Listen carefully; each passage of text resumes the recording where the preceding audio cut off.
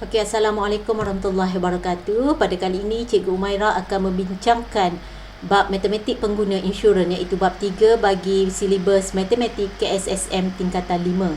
Okey, standard pembelajaran kita adalah untuk menjelaskan maksud risiko dan kepentingan perlindungan insurans dan seterusnya mengenal pasti jenis insurans hayat dan insurans am bagi melindungi pelbagai jenis risiko. Untuk video pada kali ini, kita akan membincangkan berkaitan dengan jenis insurans.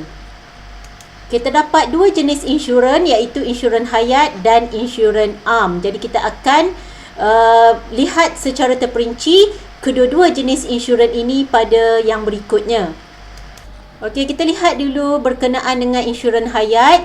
Jadi insurans hayat adalah perlindungan kepada sekiranya berlaku kematian ataupun kehilangan upaya, dalam istilahnya keilatan ataupun disebabkan oleh penyakit kritikal. Jadi tujuan insurans hayat adalah untuk perlindungan kewangan kepada ahli keluarga jika pemegang polisi meninggal dunia.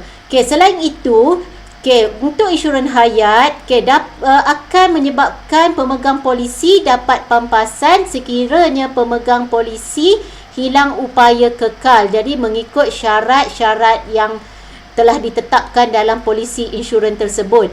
Okey, jadi untuk insurans hayat juga manfaat jika berlaku kematian terhadap orang yang diinsurankan. Okey, insurans am adalah untuk memberi perlindungan daripada kerugian dan kerosakan harta benda selain risiko dalam insurans hayat. Jadi untuk insurans am biasanya tempohnya adalah suatu jangka masa yang pendek, jadi 1 tahun ataupun kurang. Insurans hayat biasanya tempoh insurans itu adalah panjang. Okey, jadi jenis insurans am kita ada insurans motor, insurans kebakaran, insurans perubatan dan kesihatan, insurans kemalangan diri dan insurans perjalanan. Jadi pada yang berikutnya kita akan terangkan satu persatu berkenaan dengan jenis-jenis insurans am. Insurans motor adalah perlindungan terhadap sebarang kerugian atau kerosakan berkaitan penggunaan kenderaan berenjin. Jadi dalam insurans motor, pihak pertama adalah pemandu iaitu pemegang polisi. Pihak kedua adalah syarikat insurans. Manakala pihak ketiga adalah mana-mana individu yang terlibat dalam kemalangan disebabkan oleh pemandu tidak termasuk penumpang. Jadi terdapat 4 polisi insurans motor di sini. Jadi kita tengok polisi yang pertama itu polisi akta. Liability kepada pihak ketiga akibat kecederaan dan kematian. Liability adalah jumlah hutang yang perlu dijelaskan dengan wang, barang atau perkhidmatan. Jadi untuk kita lihat untuk perlindungan liability kepada pihak ketiga akibat kecederaan dan kematian. Untuk akta seterusnya kerugian terhadap harta benda yang dialami oleh pihak ketiga. Kerugian terhadap kenderaan sendiri akibat kebakaran yang tidak disengajakan atau kecurian. Kerugian dan kerosakan terhadap kenderaan sendiri akibat kemalangan. Jadi untuk polisi akta, ianya hanya merangkumi liability kepada pihak ketiga akibat kecederaan dan kematian. Jadi apakah liability? Iaitu jumlah hutang yang perlu dijelaskan. Okey, jadi untuk polisi pihak ketiga, ianya hanya merangkumi perlindungan liability kepada pihak ketiga akibat kecederaan dan kematian dan kerugian terhadap harta benda yang dialami oleh pihak ketiga. Jadi pihak ketiga tadi iaitu mana-mana individu yang terlibat dalam kemalangan. Okey, jadi yang lain tidak dilindungi. Okey, untuk polisi pihak ketiga, kebakaran dan kecurian, polisi ini melindungi liability kepada pihak ketiga akibat kecederaan dan kematian, kerugian terhadap harta benda yang dialami oleh pihak ketiga dan kerugian terhadap kenderaan sendiri akibat kebakaran yang tidak disengajakan atau kecurian.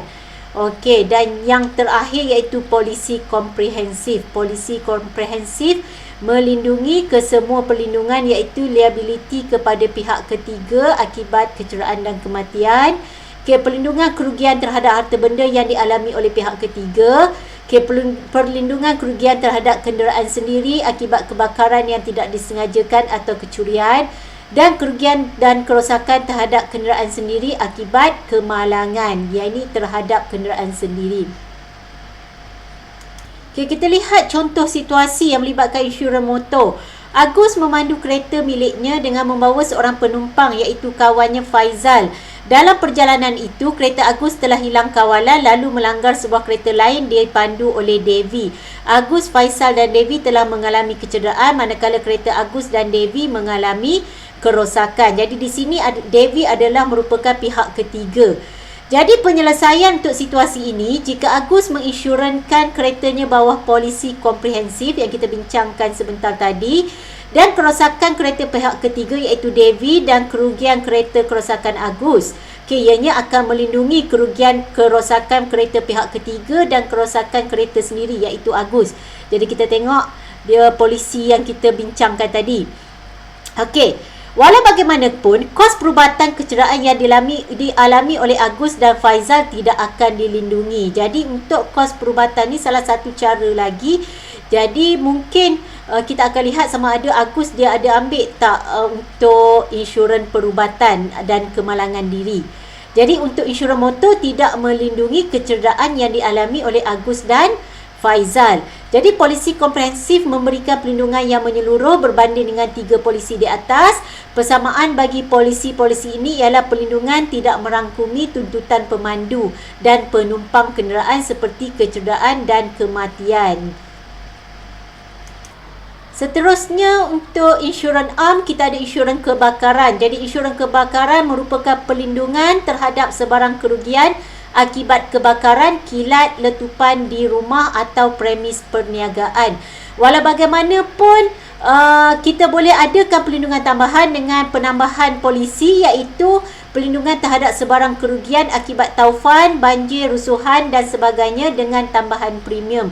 Jadi premium adalah jumlah wang yang dibayar oleh pemegang polisi kepada syarikat insurans.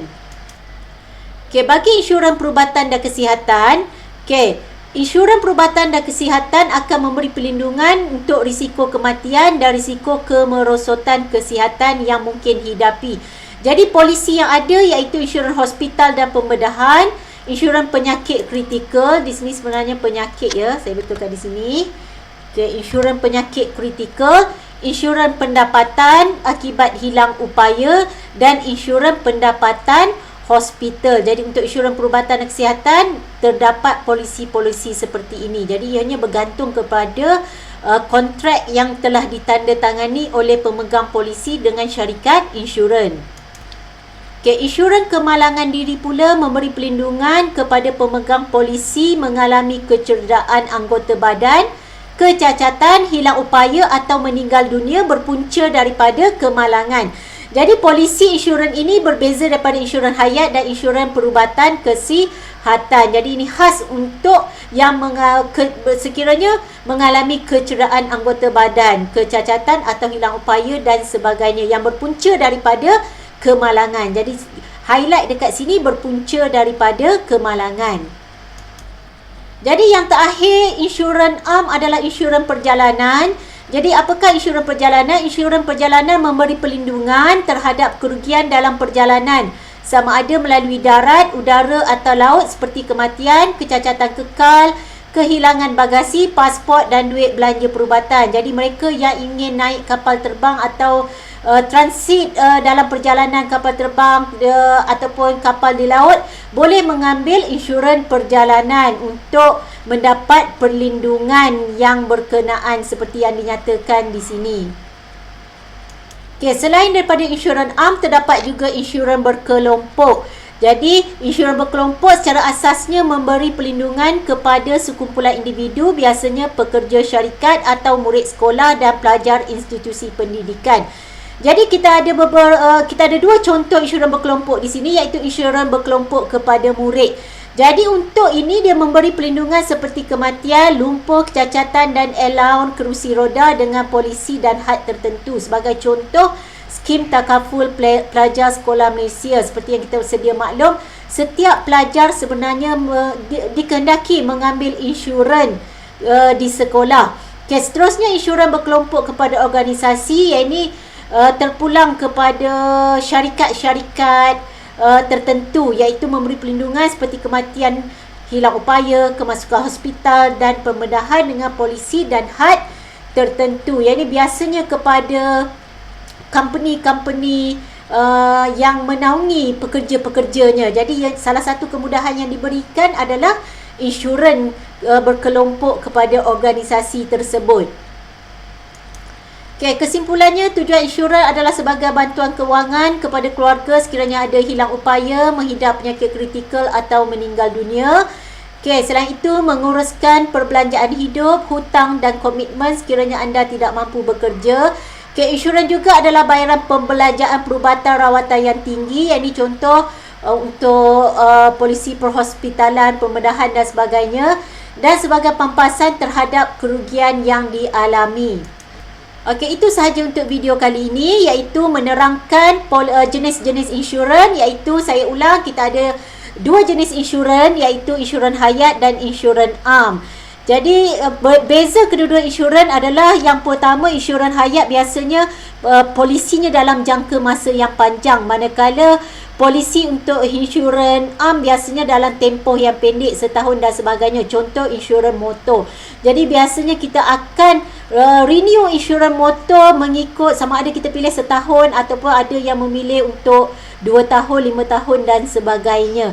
Jadi saya harap penjelasan saya berkenaan jenis-jenis insurans dapat memberi manfaat kepada semua yang menontonnya. Sekian, terima kasih.